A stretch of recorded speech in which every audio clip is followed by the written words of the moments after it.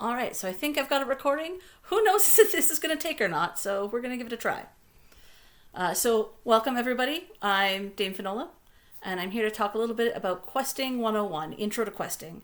Not intro to playing in quests, but instead an introduction to running and writing quests.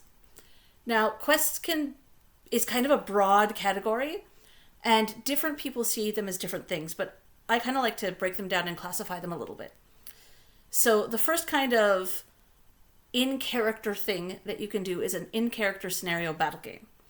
And that's really just a battle game that has a flavor to it that is supposed to, in some way, shape, or form, inform RP later.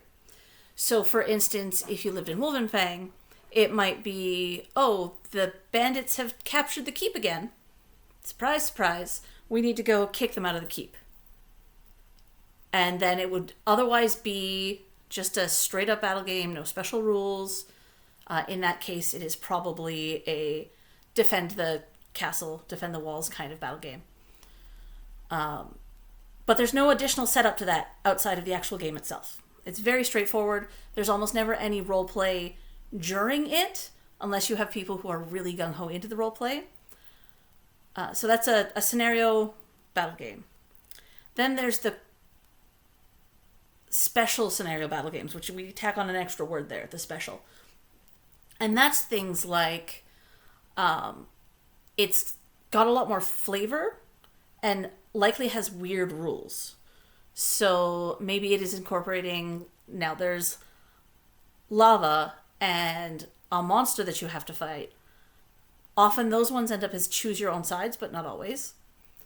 And those ones tend to, again, be low on the role play, unless you have people doing the role play ahead of time.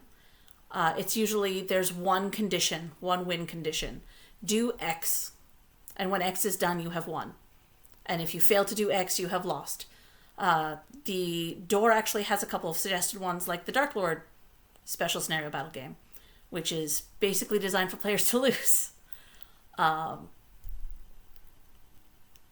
So those aren't really what we're talking about today. You can add aspects of those into a quest, especially as your quests get bigger and bigger and bigger. But they aren't in and of themselves quests. A quest, in my mind, needs to have three things.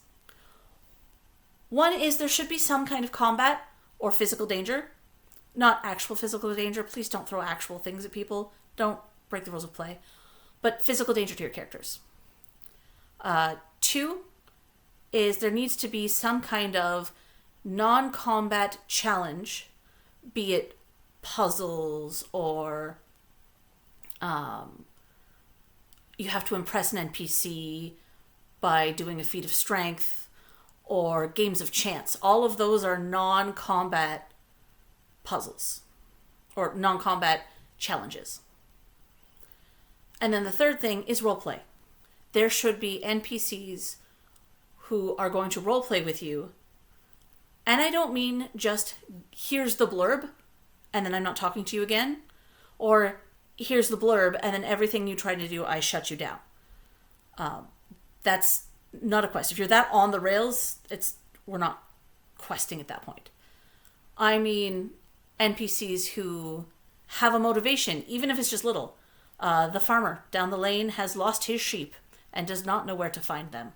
Sorry, I have kids, so you're going to get a lot of fairy tale and things thrown in your face. Sorry about that. But the farmer down the lane, he's lost his sheep. He just wants his sheep back. That's motivation. It does not have to be complex.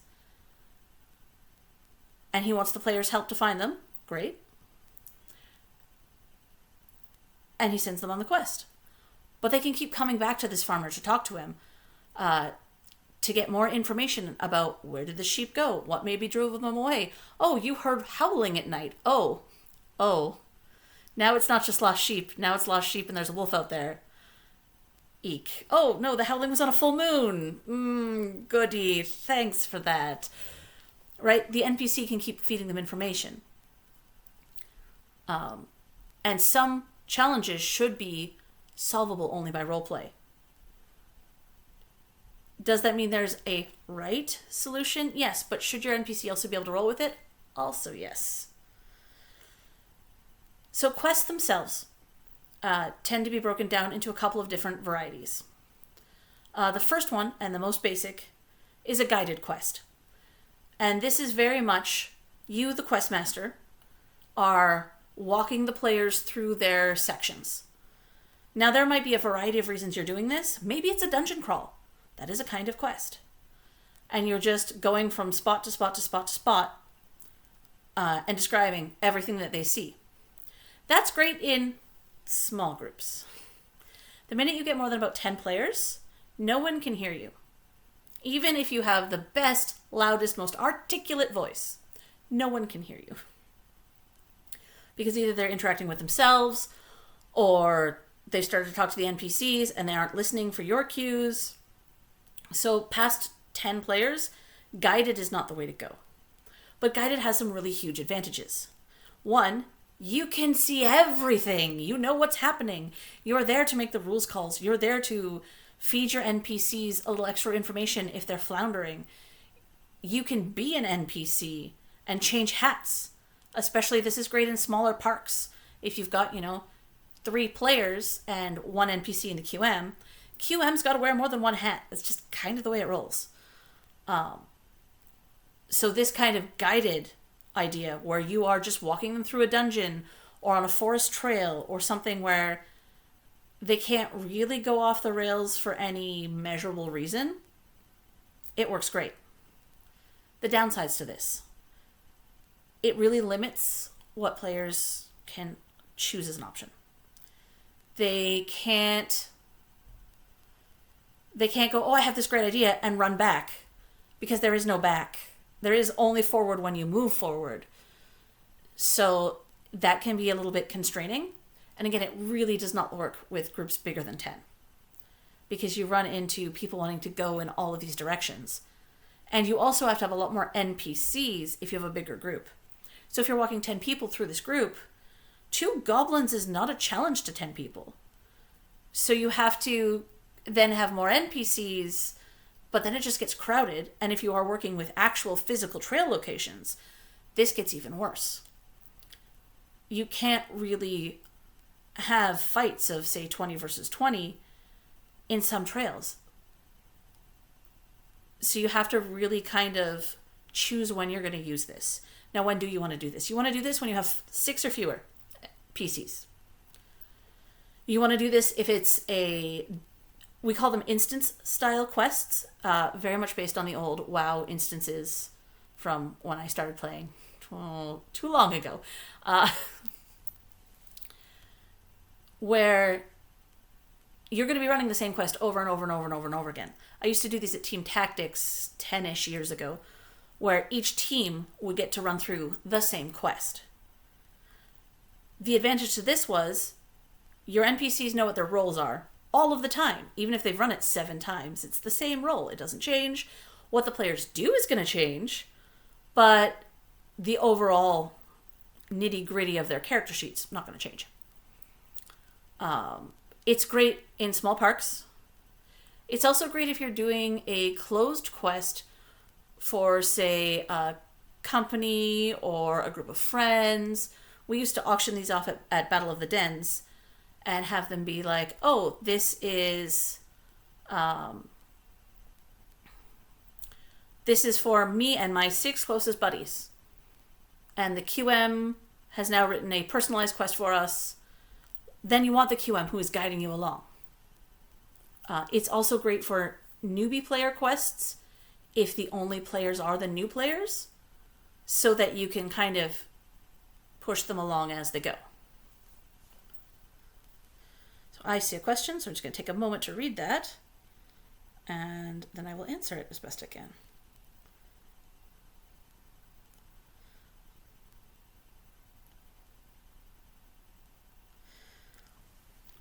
All right, so that's kind of where we're at for that.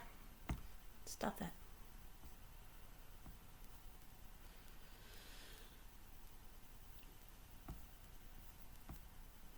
There we go. Okay, so that's the first kind of quest, is that guided quest.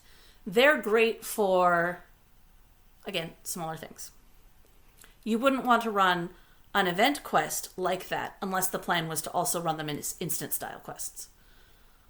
Because if you ended up with 50 PCs, you cannot be hurt by 50 PCs. The second is a more open sandbox kind of feel, where all of your NPC stations are running concurrently, and the players can go anywhere they want, which sounds amazing. However, there's a few flaws to this one too. You need to be able to trust your NPCs in this case. They need to know what your intentions are so they can roll with it, because you won't be there. If you had 7 stations, for instance, and there's a problem at station 3, but also a problem at station 6, you have to choose which problem you're going to go deal with as the QM. And that can be hard to know when it is. You really need to have better NPCs for that kind of open sandbox quest. The other problem is that newer players tend to be a little overwhelmed by that. I could go here, here, here, here, or here.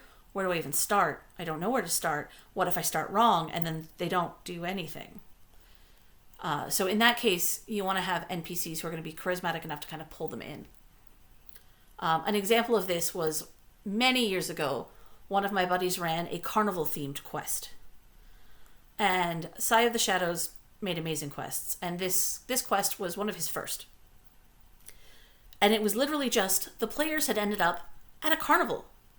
A creepy, somewhat off-putting carnival. Things are weird here. Maybe we should find out why. But also, people want us to play, games of chance, and there's a card reader over there, and there's this and that and the other thing. So there was lots to do. And every little piece worked into solving an overall plot. And then the bad guy came out. Now, there can be a couple of ways your bad guy can be triggered. The first one is just the time runs out. Your quest runs for an hour. They have an hour to solve as much as they can.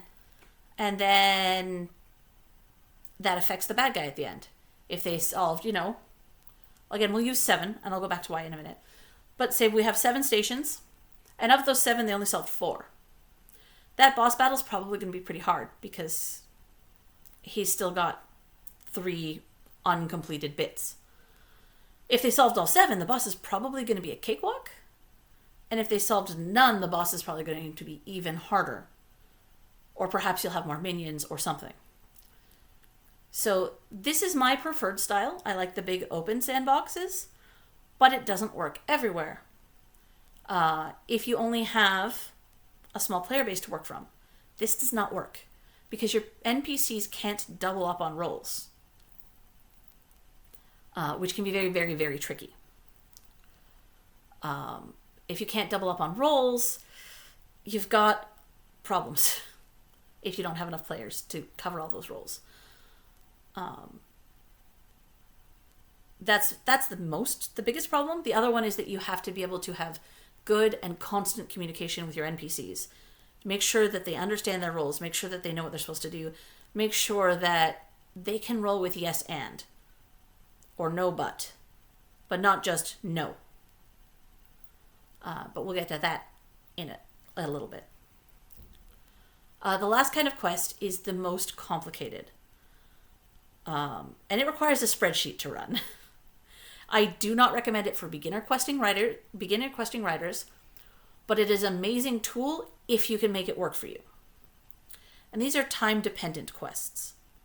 And basically what this looks like is you have a spreadsheet from start time to end time, and each NPC character and where they're going to be when. So an example of this was my Ragnarok quest that I ran 8 years ago, a while ago, in which I had different deities from the Norse pantheon, as well as different monsters, Fenrir, the World Serpent, and all of them had a schedule. Each individual monster had a schedule, and that schedule changed every 15 minutes. And the players would know that the schedule was changing because they'd hear a whistle, which was my cue to my NPCs. It is time to change. It's time to move to the next step. That way they didn't have to keep checking their watches because no one wants to do that. That really breaks immersion. So each NPC had a schedule Each schedule was a full page because it was broken down into 15 minutes for an almost 2-hour quest line, along with what was supposed to happen and what other NPCs were supposed to be there and what would happen if those NPCs were not. Each NPC had a packet that was between 2 and 8 pages long, depending on what they needed to know. So this one's a high complexity. But the payoff is I could have not been there and it would have run. Everyone knew their places down to the minute of where they needed to be. It allowed there to be multiple storylines running, and it allowed a couple of my NPCs to be 2 different NPCs, one who changed out halfway through. You could also run a murder mystery type this way, because often murder mysteries, when the main character, the victim is murdered, then the person who is playing the victim gets to play a new NPC. It's the same idea. So that kind of thing can be very overwhelming to run at first, but once you've run it a couple of times, it almost becomes old hat, right? Like this is how I'm plugging this in. This is how much time I have. This is how exact things need to be. I ran it one other time, and it was a quest that was running the end of a kingdom-wide arc. And so there were a lot of players, and a lot of NPCs and a lot of moving parts. So I needed it to be that organized. And it was a timed quest. And what I mean by that was that they only had a certain amount of time before they lost. You have to complete all of your objectives before my timer runs out, or everybody dies, or whatever your consequence is, which we'll talk about those in a minute. They had 32 seconds left on the clock when they killed the last guy. 32 seconds.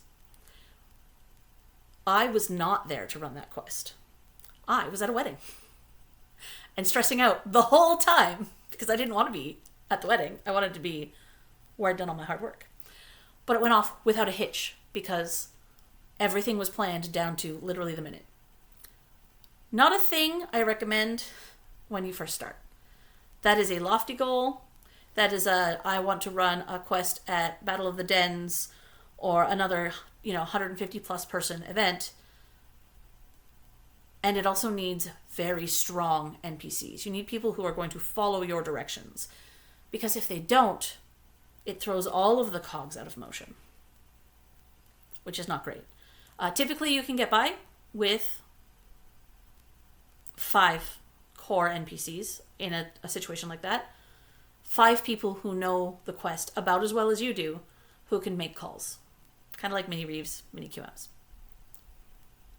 So those are the 3 main kinds of quests. Now each quest needs to have a motivation or a story. And let me tell you, you can take motivation from literally anything. I frequently steal mine from kids' cartoons. And here's why. In kids' cartoons, the problems are presented super simply. The Mare in the Moon, My Little Ponies, is coming back, and we need to find the 6 MacGuffins to stop her, or she's going to bring eternal darkness. Literally the intro to My Little Ponies. But that's a quest. Here are 6 things. We have to go collect these 6 things and bring them together before the big bad wakes up from their eternal slumber. Done. Quest. Ta-da! Now, obviously there are things to iron out in there. What are the MacGuffins? Do they do anything aside from stop this thing? Are there other parties interested? But you don't have to do those things at first. You just start small. Little bits. The farmer has lost his sheep. The farmer, after some prodding from the PCs, lets loose that, I heard wolves on the full moon. Oh, so your sheep aren't lost, they're stolen or eaten by werewolves. Cool. Now you have to track down the werewolves. And so it just grows and grows and grows and grows and grows and grows. But you also don't want to put too much in. Now, leaving aside the timed quest shenanigans where I have spreadsheets. Let's leave that aside for now. That's later. But in a guided quest or a sandbox quest, you don't want too many things. One, because the PCs just literally cannot be everywhere at once. Even if there's 20 of them, they can't. And two, if you have too many things, people get lost in the shuffle. My husband, many years ago, offered to NPC for someone. And he was put in a spot where the PCs didn't know to look for him. And no one redirected them to him. And so he walked around with one of the MacGuffins, literally calling out to see if anyone would come do his challenge. And no one paid attention to him. No one heard him, no one saw him. Because he was one of like 20 pieces. Excuse me. I'm going to take a hydration moment. And I suggest everyone watching do the same, because I've been talking for a while. All right. Anyway, there were too many moving pieces, and the players didn't know to even look for them, which meant they were missing a key component when they got to the end. Not great. So I usually use, because I like the imagery, that you either have 3, 5, or 7 problems. And that each of those problems can then be broken down into 3, 5, or 7 steps. The prime numbers are lots of fun to remember. They feel significant because we're just kind of wired that way to find patterns. So in the case of the sheep, the farmer sheep, I, by the way, have not prepped this, so I'm just off the cuffing this. The farmer has lost his 3 sheep, so now you know there are 3 things that are going to need to do. One of them has been taken by a pack of werewolves. That's a fight. But to even get to the werewolves, you have to do 2 more steps and then the fight. Maybe you have to cross a bridge. And then... But the bridge is out, so you have to break it or fix it or, teleport across it or cheat or, use throw, whatever. Get across. Doesn't matter. Once they're across, there's a field of brambles and they have to pick their way through quietly and carefully. This, I would, by the way, use string with bells on it. And if they tinged the bell, they'd be injured and sent back. And then at the end, they'd find the wolves and have to fight the wolves. Or, if you have a player that wants to talk to the wolves, let them talk. If they bring out actual real food, let them bribe their NPCs with actual real food. Assuming there's no allergies or anything to be concerned with there. But, let the players problem solve. Don't just be like, the only option here is fighting. Always. Give them another chance. Give them a way around it. At least for the stuff that's happening in the main quest. Obviously, you get to a boss. Odds are good by the time you get to a boss, the players want that fight. But if you're running into, the wolves in the forest, the bandit who's kidnapped the princess, things that you can interact with, even goblins and lizard folk and whatever, most things can be bribed as long as you know the language. Or at the very least, can mime it. Encourage them to mime it. Encourage them to roleplay and have fun. Because getting driven directly into combat all the time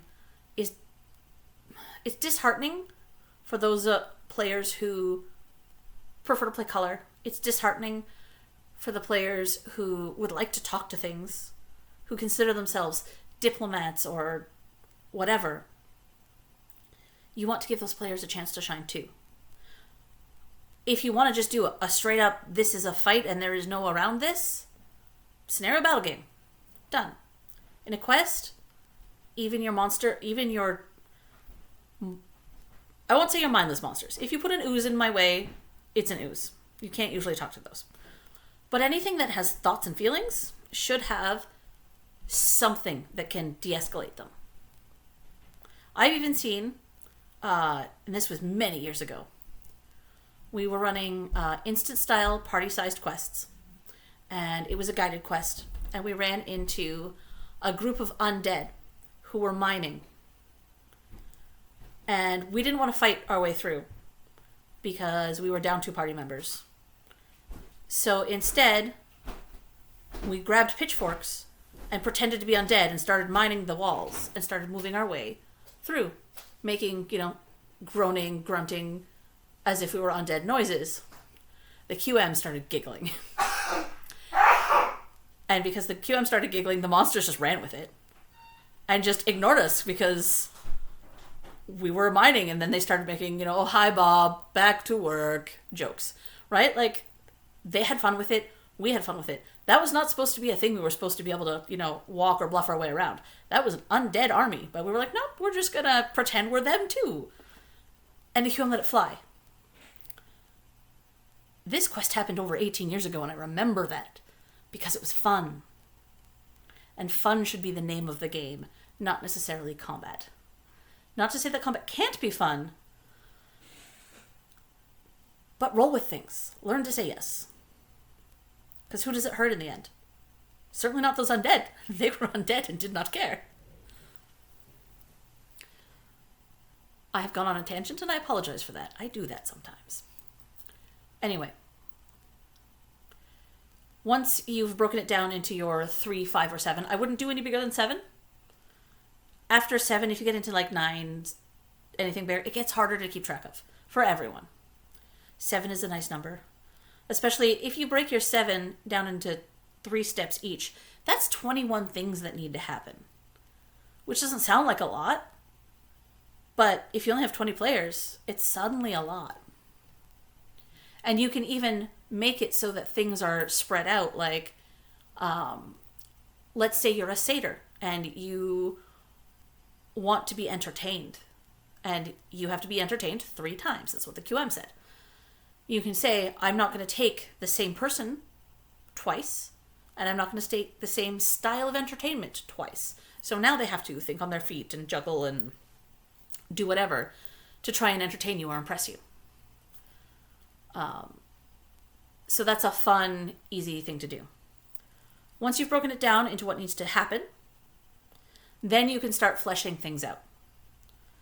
But really your first step is like, what kind of quest do I want? Guided, sandbox, crazy time shenanigans. Once you have that, let's say you're doing a guided quest, and you're like, okay, in this guided quest, there are 5 stops because I have 5 players, and each of those 5 stops is broken down into 3 things. Go. Once you have those 3 things, or that theme, you can run with it. It's very simple. Obviously, you can use other numbers. I used the ponies option earlier, and it was 6 things. That also works. Like, do what makes you happy. But also, I highly recommend watching the first 2 episodes of My Little Pony's Friendship is Magic to see the questing archetype at work. Because they go on a quest. They have their 6 things that have to get done, and then they hit the boss. Now, obviously in that case, it is tailored to the individual, which you can only do if you know your individuals in advance, and it's a closed quest. You don't want to tailor your quest to certain individuals when it's, say, an event quest. That's not particularly fair or fun for, honestly, anyone. Now, kinds of challenges. Obviously, there's combat. Combat can come in many forms. One of my favorite ones to do is, there's a gladiator type. Someone who really just wants to fight for the sheer fun. He's not antagonistic towards the NPCs, or towards the PCs, I should say. He's an NPC who is just there, and fighting makes him happy. If you're a geek, think Goku. He just wants to fight and prove he's awesome. And then people keep trying to kill him. But in this case, it would be just, I just want to fight. I'm a gladiator. This is fun for me. I'm a big burly troll and I'm bored. Whatever. That kind of fighting that's more jovial too doesn't end up with the same feel of consequences when they lose, which is kind of nice. So if it's a stepping stone, that's a good one to do. Obviously, you can take monsters. You can use the door, or you can homebrew your own. When you're homebrewing your own, typically what I recommend is take a player class and squish it down to 3 things that they're very good at. And then if you need to, throw in something weird. Because that way it's easy to teach. You're not dealing with a bunch of weird rules, because some of the monster rules are finicky and not all the players know them. So if you can eliminate some of that, it's easier.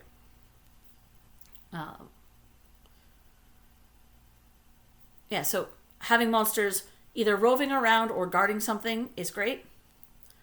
My favorite is the monsters that are guarding a thing. Then they'll only attack you if you touch the thing. Now, obviously, that thing is now important, but you can kind of play around with that and have a lot of fun. After the combat-y type things, there's also the not necessarily combat challenges. These would be things like there is a target behind me. Let's say it's this little character over there. You have to hit it from 20 paces with this bow and arrow that I'm providing you. Oh, you have your own? Cool, use that. Sure, why not? Oh, you'd rather use spell balls? Also cool, sure, why not? So not really a combat, but still combat-related skills. You can also do physical challenges as long as you are keeping in mind safety. I mentioned before getting across a broken bridge. You could set up 2 pieces of rope on the ground or draw it out with chalk or whatever, depending on what your everything looks like. And if you set it so that it is close enough that someone could jump it, you could make that part of it could be a physical challenge there. Now, obviously, with magic being around, there are other ways across that, like shove, throw, teleport, whatever.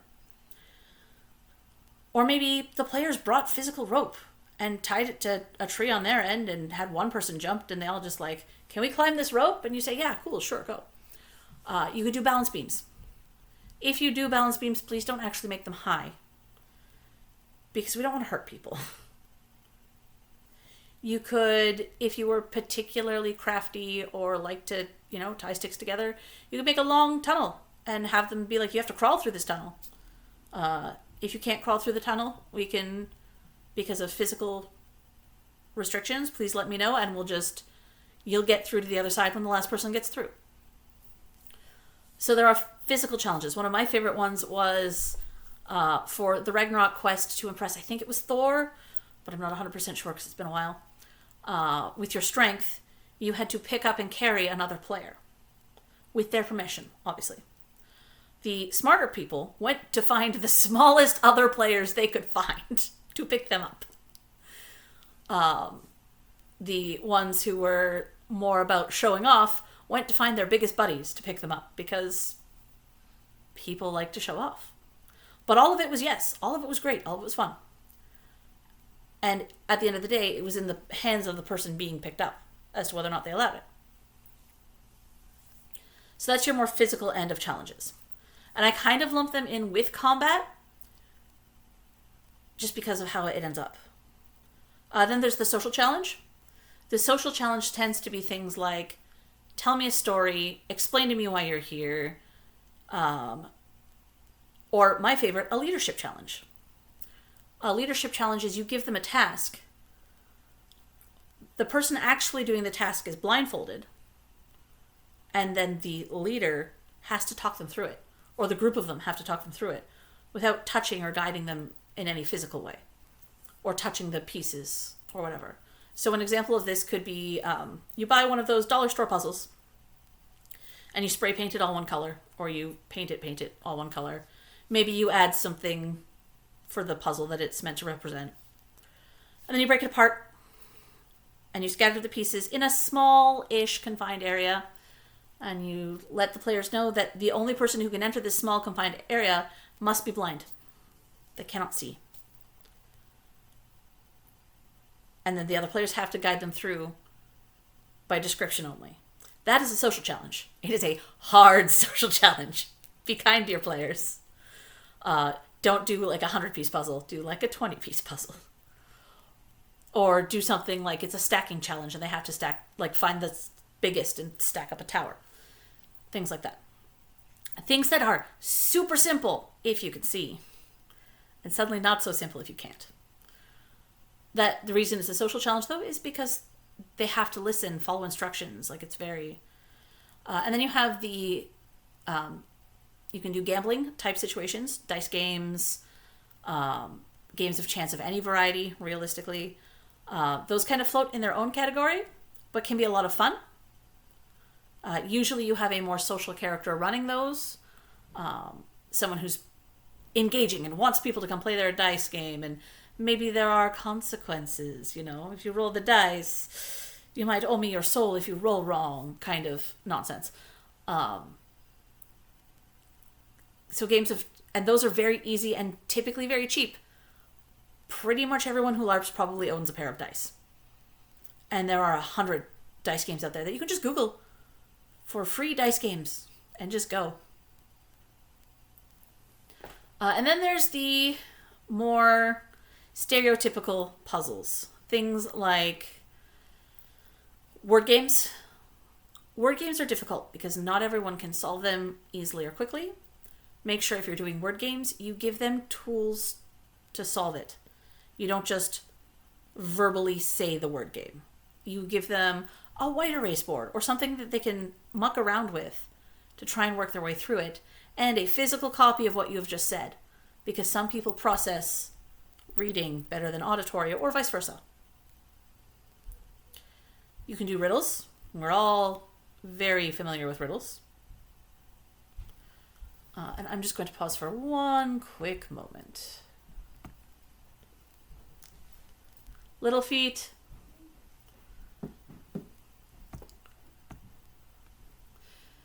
Anyway, so word games, riddles, those are great challenges for most people. They are usually fairly cheap to do as well. You can also do physical puzzles. I like to go to not board game shops, like to Value Village and things like that. No, Cliff, go see Daddy. I'm in my class. No, go see Daddy. I like to go to refurbished shops, things like that, or the dollar store. The dollar store is your best friend when you're a QM.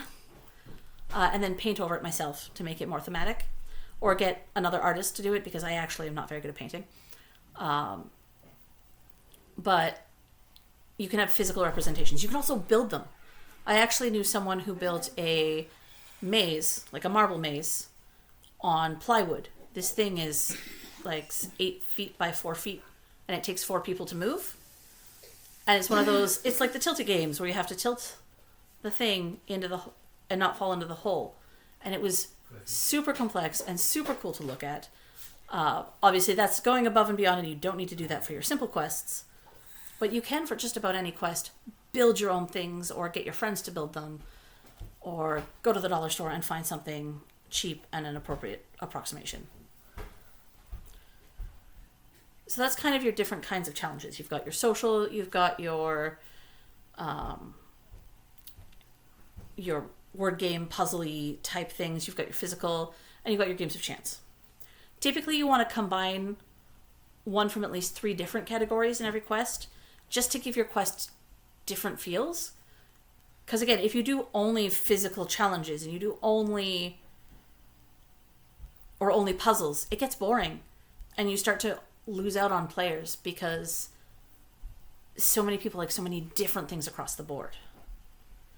So it's really important to try and throw in a little bit of everything. I know personally I do tend towards the social challenges because I like to do the social challenges, but I try and include stuff from everything. And now we get into choosing our NPCs. Obviously, sometimes you don't get a ton of choice, especially if you're in a small park, and you have to kind of go with what your options are.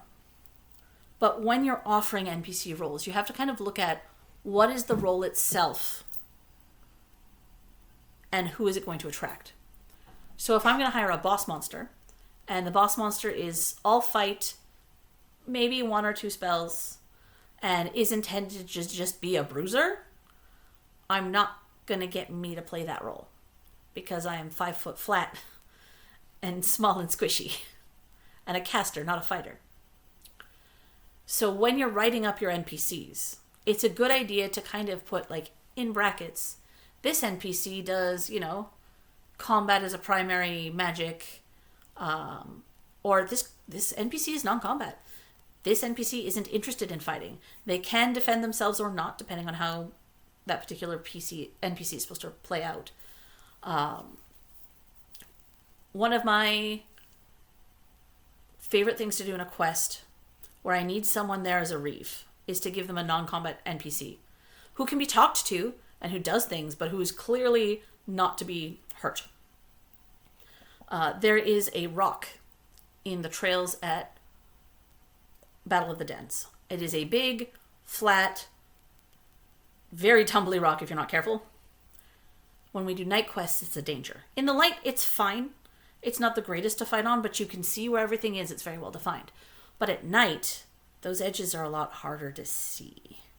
So often, when I write a night quest, there's an NPC stationed there specifically to tell people it's a non-combat zone and to otherwise annoy them or give them clues or whatever. One time I had a cranky old owl demon thing that would look at people and would be like, I can tell you how you're going to die if you'd like. Otherwise, get off my lawn, functionally. And then he had unlimited fingers of death. And a power that could just be, bang, you're dead. That was the name of the power. It worked on anyone because you were a reeve. And if they have a problem with that, go see the QM.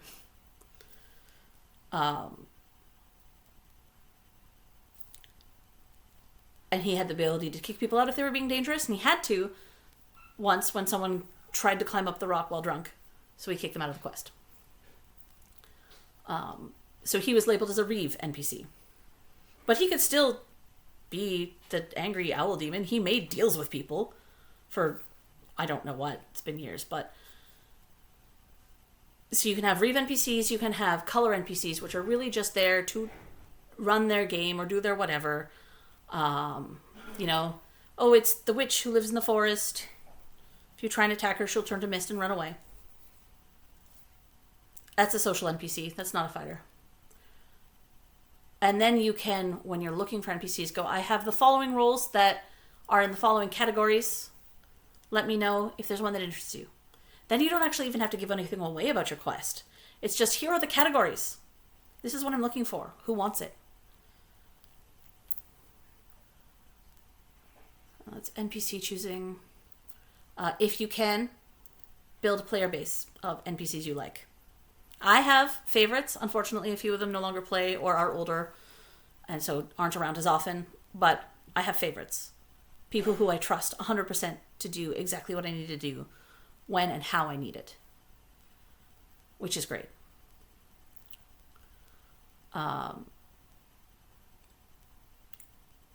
If you can build that, great. If you can't, that's okay too.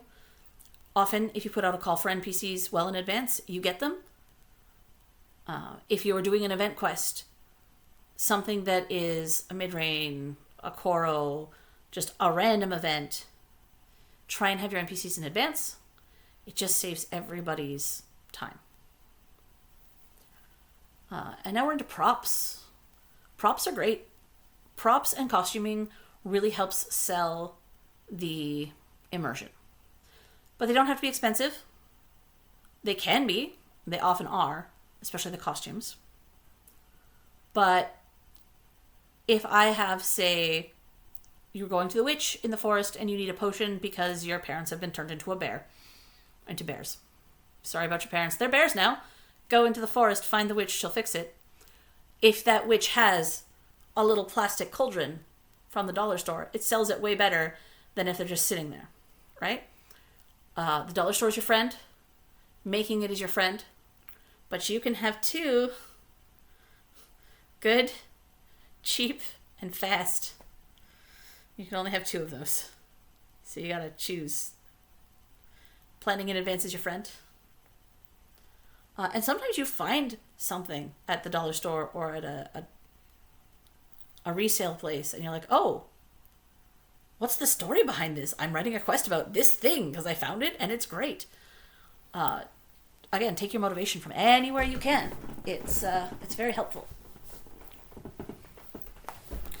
So at this point, I'd like... I see I suddenly have a bunch of messages that I was ignoring because I was on a roll. I'm going to go take a quick peek. Does anyone have any questions? You can unmute yourself or type it either way at this point.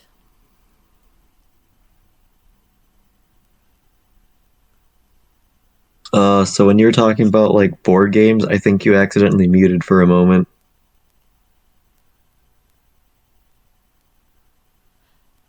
I did mute at one point, but that's because my kid came downstairs. Yeah, but then after that, I think I'm you were talking about like board games, getting them from like Valley Village or whatever, and oh I think you accidentally muted there. yeah. So you can run board games as part of your quests. Um, Obviously, not anything that's long, Yeah, but it's a good like easy thing to like. It's an easy thing to distract people with. I usually go to Value Village or something like that to just grab the pieces. If not all the pieces are there, make up new rules so it works. yeah. So the third kind of quest is a time time based quest, and that's the one where you basically put everything into a spreadsheet and kind of plot out where everyone needs to be and when.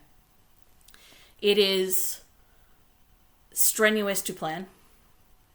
The Ragnarok quest was about 150 pages, all told, once it was typed out.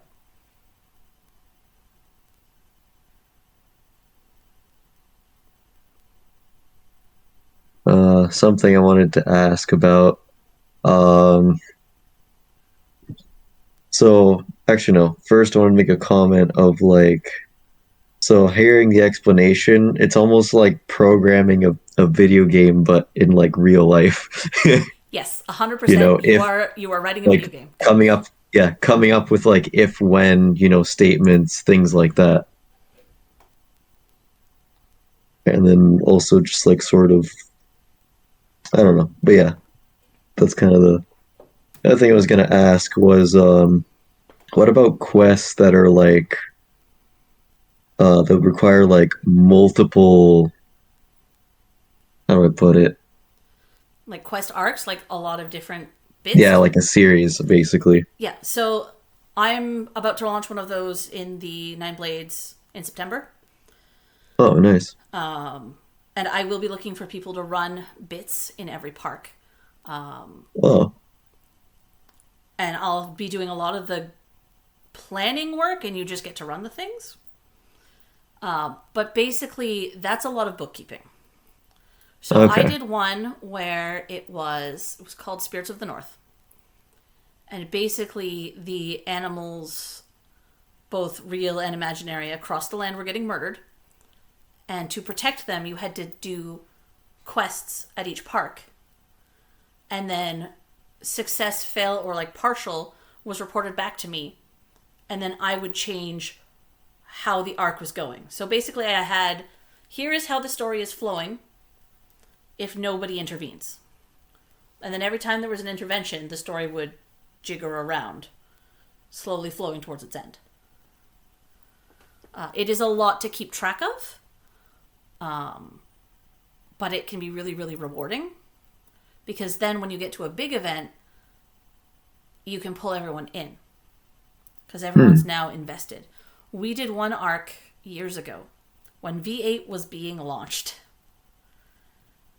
to explain why the magic changed very suddenly.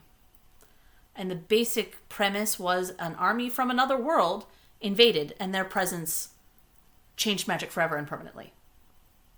Huh. And to start that quest off with permission and with a lot of help, and by that I mean we went to everybody who was involved in this and talked to them beforehand. It was a lot of orchestrating. We took out all the knights to the front of court, told the outgoing monarch to sit down and not talk again if he wanted to live. We were a little bit cruder than that, but we'll keep it PG. And then we murdered the knights in front of court. Huh. Like, cinematically murdered them all, including one that was pregnant at the time. It was brutal and terrible, and everyone was very invested. When we got to the end of that arc, 6 months later, we had a hard time getting NPCs because no one wanted to fight for the bad guys.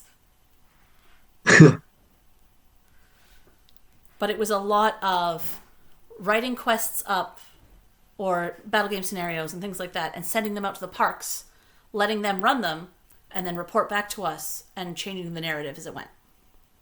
Okay. So I guess having some kind of flow chart if you were planning to write like something with a uh an arc that would be recommended then. Yes. A flow chart, or at least somewhere you're keeping track of what matters. Yeah. Or in the instance of the other quest, the Spirits of the North, there was also ANS challenges that could contribute to who lived or who died. Huh. To just kind of break boundaries, right?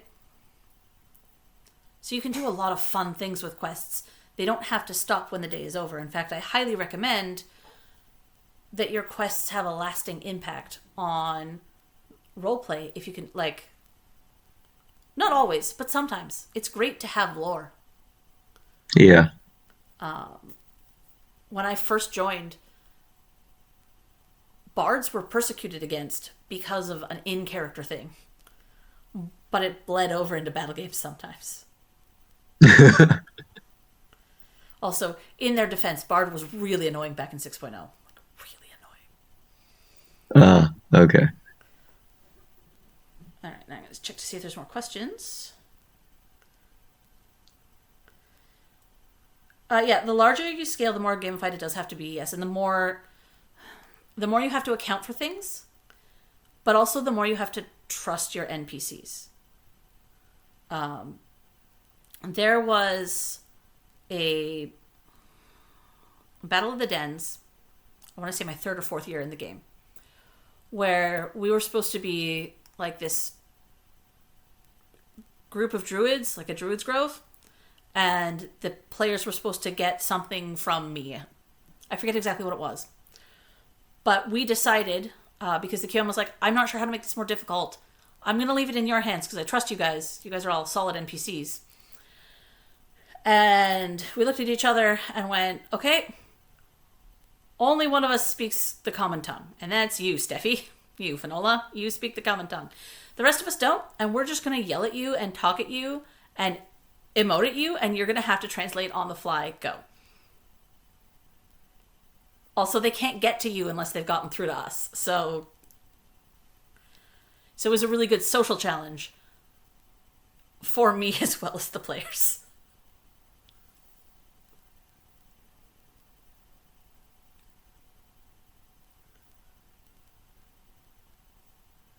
All right, I see I have another typing coming in.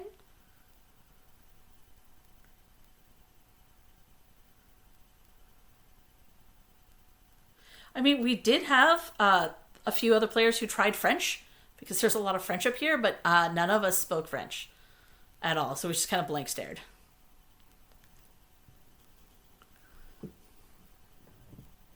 Does anyone have any other questions or anything they'd like to bring up? I'm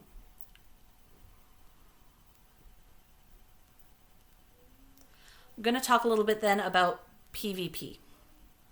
PvP is a contentious issue. You can't stop it. You cannot. You can in guided quests, because you can be right there to be, hey, stop that. But in the majority of your quests that you are ever going to run, player versus player is going to happen. If you're in sandbox mode, or if you're in the timed quest, player versus player is going to happen. The best thing you can do is make it work for you. Have NPCs who are actively recruiting the bad guys. The people who are motivated by money or who just want violence and are just as happy to kill other players as NPCs. And have them have, deal with this NPC goals, but also have them be like guiding their aggression, right? You can't eliminate it, but if you can give it a direction to flow, it's much smoother and everyone's much happier. When I ran the Ragnarok quest, I had 9 NPCs for a kingdom-sized quest. But it was set up as such that they made the PCs do all the work for them. So yes, there was some PvP, but it was a lot of arguing PvP. It wasn't actually murder hobo NPC PvP. So you just have to get it to work for you and not against you, and that can be very difficult to get to. You will also inevitably have to deal with problem players. My very first quest, I wrote a very simple idea of a quest, and that was the Pied Piper from the myth had stolen all of Wolfenfang's children and wasn't going to give them back. Turned out he was a demon. You know, as you do, I guess. But two particularly known problem players went into quest, completed objectives, and then left. On purpose, with the artifacts required to summon him. And I didn't know what to do. No one had trained me on what to do. It was not a thing I knew how to figure out. Now I can tell you what you do. So if you need 7, we're going to go back to that magic 7, 7 items to stop the demon or to bind the demon or whatever. You can say that, okay, of those 7 items, I need to have at least 4, which is slightly above half. But there are bad things that happen if we don't have, 3 and the other 3. You can, if it's the case of summoning the big bad, or in this case, let's say they're trying to put a magic circle around the demon to stop it. And the demon is going to be attacking you while you do it. Well, now, if it was going to be done in 2 minutes, for everything you don't have, you add a minute. And that fight gets longer and longer and longer and longer until it becomes impossible because you don't have anything. And that at least gives it so that if someone, on purpose or accidentally, walks out with a quest item, the quest isn't done. They haven't failed the quest because someone decided to be a jerk that day. They didn't fail the quest because someone got a phone call saying, hey, your ride is here, you have to leave. So it gives you that leeway. And you work in partial successes. And then we get to the stakes. Every quest needs to have some kind of stake. Please don't make it that it's the end of the world. I know I said I wrote a quest called Ragnarok, but the whole idea was that Ragnarok needs to happen for the wheel to turn and everyone gets back up again. You actually don't want to stop that. The end of the world is trite and overdone, and also you have no way of enforcing it at all. So you have to really be careful with how you play with the idea of the end of the world. It's much better to start with smaller personal stakes. Someone has kidnapped the queen. Sorry, CeeLo, you've been kidnapped. Sorry about your life.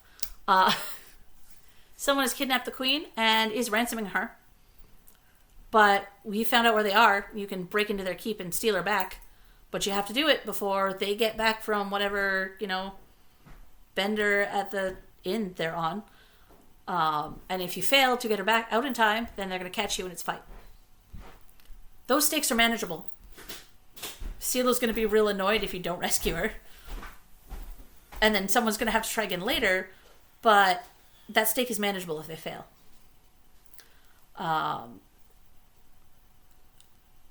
Your friend has been mind controlled. Not mind washed. Brainwashed. Mind washed. Yeah, here we go. Your friend has been mind controlled and has turned evil and is terrorizing the cities of the kingdom. That's a problem.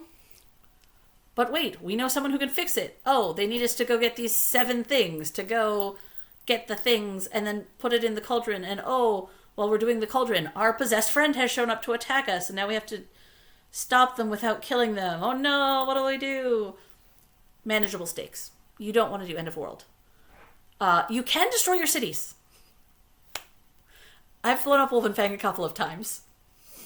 Oops. You can make the water poisonous and, then write more arcs. But the long of the short of it is, if they fail your quest, you're now on the hook for another quest. That's kind of how that goes. Unless it's something they can ignore the consequences of, but then there's no real stakes.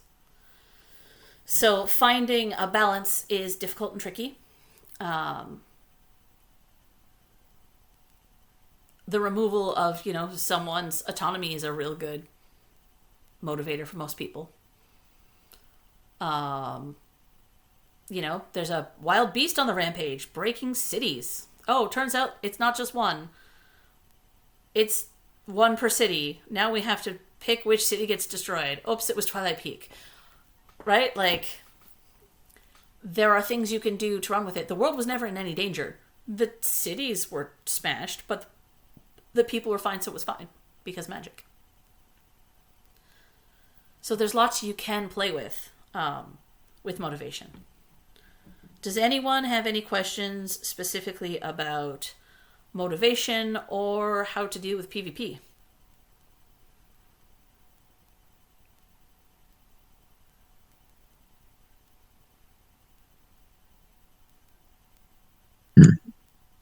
I think, how about a little more explanation on it? Like, just elaborate on those a little more.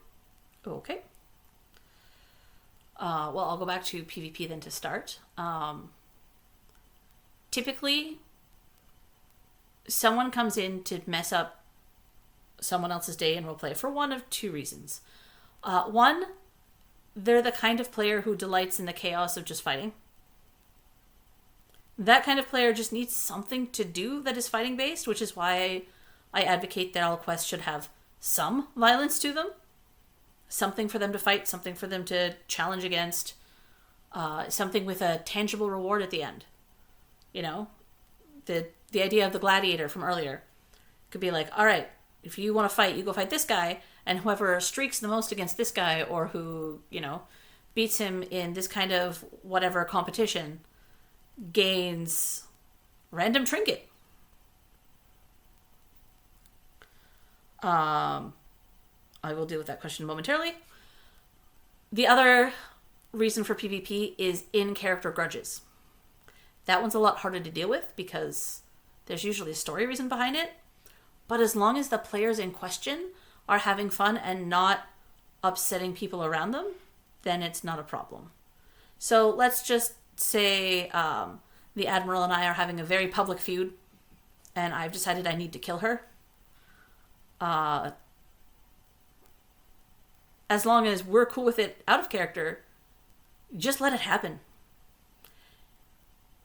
Those types of players are typically targeting one person, and it's only a problem if the person being targeted is not okay with it out of character. And you can usually tell. Right? You can tell when it's a difference between I'm being picked on versus no, this is coming to a head for a while, it's fine. As far as the other question I got regarding problem players, have you ever run into problem players that were legitimately dangerous? And if so, how do you deal with that? You kick them out. You're a Reeve when you're QM. If they are legitimately dangerous, you kick them out and you immediately inform your local monarch. End of story. No second chances unless it's something they didn't realize would be dangerous. Right? Like I knew someone who used to climb trees to take pot shots at people from the trees. Now I'd be like, get down from the tree, you're going to break your arm. But if they're being dangerous to others, no chances. I've had drunk people who were dangerous to others and I kicked them out of my quest and I didn't care if they had fun because they were a danger. Because it was the middle of the night and they were being stupid. I know it can be very hard, especially if they're your friends, to have that and to stand up and do that. But when you're running quest or when you're running anything, if someone is being a danger to other people, you need to put a stop to it. And there's no two ways around that. And it does mean you might have to be the bad guy.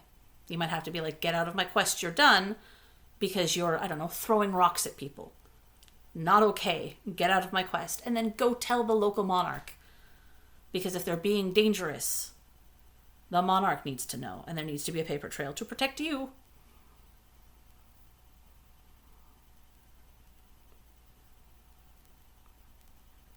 I hope that answers that question sufficiently. Okay. And I know it's not a happy fun times answer. Sometimes they're not. I haven't had to do it a ton, but I have had to do it. and it's never pleasant.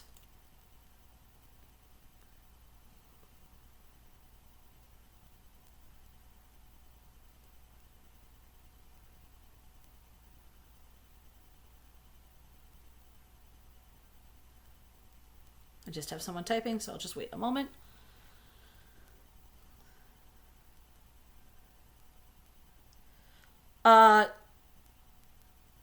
I have.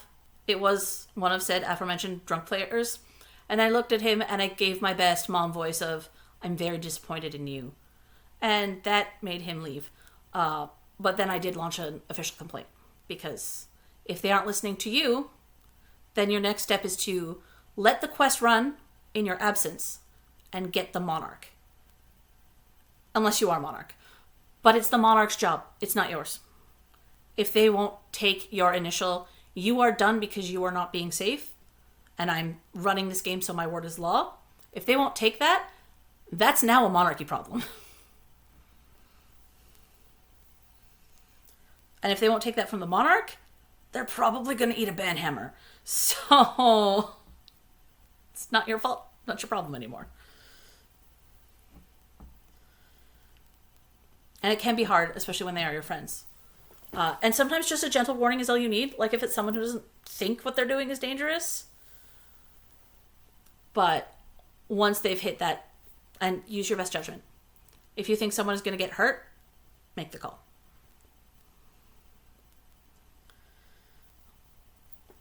Mostly you don't see that except on like rare cases, but it doesn't happen often. And like I've had to do it like maybe 5 times in 20 years. And I do a lot of night quests where it is more prevalent. Once we're into the dark in the summer at places where you can be drinking, people are drunk.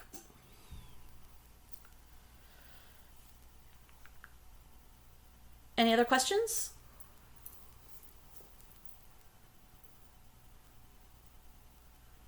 That was a great one though about what to do when they say no to you about getting out of their quest. Now it's a monarch problem. All right, well, that's my questing 101. I know it was a lot of information. I'm hoping this recording took. And once I turn that off, if anyone is interested in running with any of the quests that I plan to run, I'm always looking for NPCs and quest runners across the kingdom because I can't be everywhere. But I want to thank everybody for coming out. I had a lot of fun running this little seminar. And if you want to know more about any particular topics, I can run another one later in the term because I haven't booked all my classes yet. Or I can just one-on-one sit down with you at some point later. Oh, sorry. I just remembered I do have one last question I wanted to ask. Of course. Are there any sorts of like basic templates or things like that for like, putting together a quest? I might have some from one of my friends who also used to do this a lot. He might have some, but I'm also working on a template for what I'm running to make things easier. So I will see what I can find for you and maybe get back to me next week. And hopefully thank you. Have something for you then. All right, thank you. Any other questions for today? All right, well then thank you for coming out to my little questing 101. And as always, if anyone has any questions or anything, just send me a message either here on Facebook, and I am happy to talk about questing all of the time.